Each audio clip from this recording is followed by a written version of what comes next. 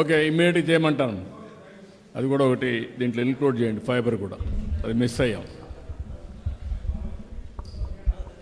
చాలా సంతోషంగా ఉంది సార్, ఎందుకంటే ఇక్కడ స్థానికులందరినీ కూడా కూర్చొని పెట్టి మీరు డెవలప్మెంట్ విషయంలో మీరు మాట్లాడింది మాకు చాలా సంతోషంగా ఉంది. అదేవిధంగా చంద్రగిరి మండలాన్ని పూర్తిగా కూడా ఈ విధంగా చేస్తే మేము చాలా సంతోషపడతాం.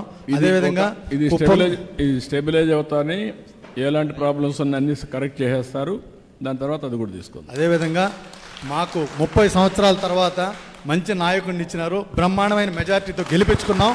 మీరు కుప్పం తరహాలో డెవలప్ చేయండి, జీవితాంతం కూడా తెలుగుదేశం పార్టీ తప్ప వేరే పార్టీ చంద్రగిరిలో గెలవదు.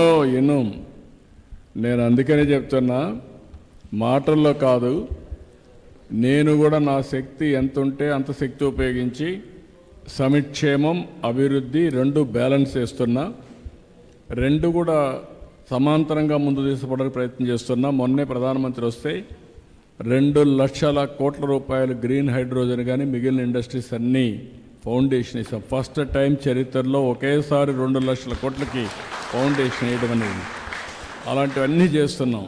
కానీ మీరు కూడా నాయకులు అనేవాళ్ళు ప్రజలతో మమేకం కావాలి, వాళ్ళకు మంచిగా ఉండాలి, వాళ్ళ సమస్యలు పరిష్కారం చేయాలి. అట్లా కాకుండా మీరు కూడా తప్పులు చేస్తే మాత్రం ప్రజలు మనతో ఉండరు. ఇది అరుదైన అవకాశం.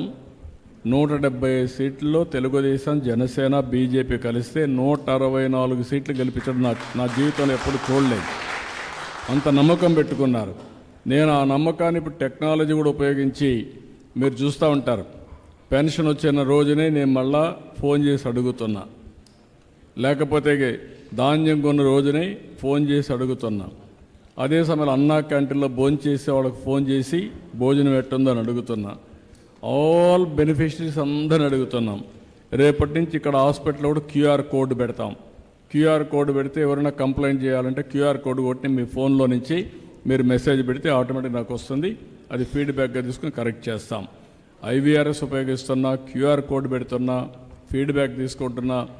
ఇవన్నీ నేను చేస్తా ఉంటే మీరు ఎమ్మెల్యేని పొగడక్కర్లా, మిమ్మల్ని ఎమ్మెల్యే పొగడక్కర్లా, అందరం కలిసి ప్రజలతో మమేకమవుదాం. శాశ్వతంగా అధికారంలో ఉంటే ఎక్కువ ప్రజలకు సేవ చేసే అవకాశం వస్తుంది. ఆ విషయం మీరు గుర్తుపెట్టుకోవాలి. ఎందుకు ఈ మాట వాడుతున్నానంటే, గుజరాత్లో ఇప్పటికి 5 సార్లు గెలిచారు. నాట్ 1 or 2 times, 5 సార్లు గెలిచారు. ఒకటే పార్టీ 5 సార్లు గెలిచింది. లేకపోతే హర్యానాలో 3 సార్లు గెలిచారు, మహారాష్ట్రలో 3 సార్లు గెలిచారు, ప్రధానమంత్రి గారు కూడా 3వసారి గెలిచారు.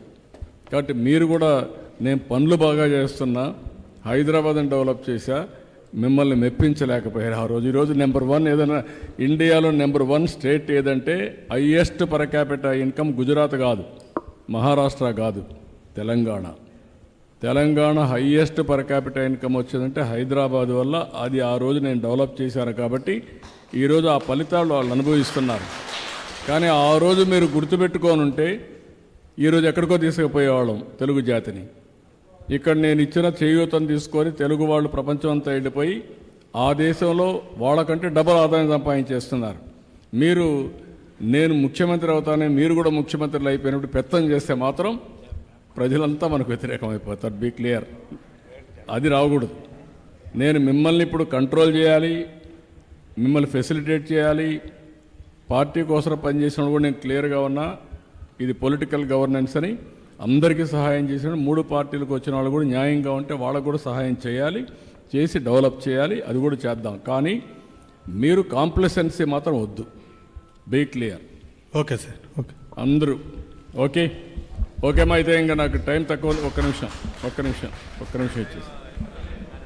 మా రంగంపేట పంచాయతీని డెవలప్మెంట్ కలిపినందుకు